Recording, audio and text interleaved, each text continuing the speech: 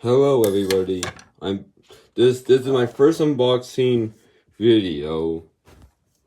And plus it was this unboxing.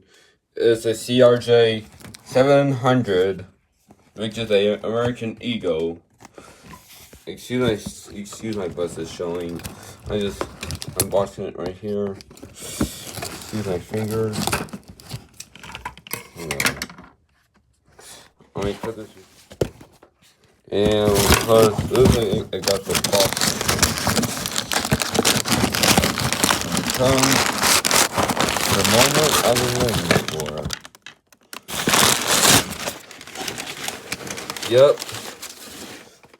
The American Eagle CRJ700 Bombardier. Yeah. There's something I like about this box because that is like the real one. I think it's on like I think it's a 2020 release. So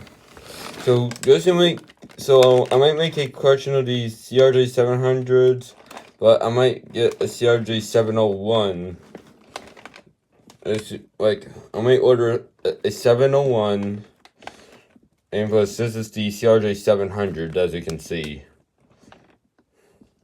Like here's the regular CRJ style, detailing, and was right next to the cabin to Sky West.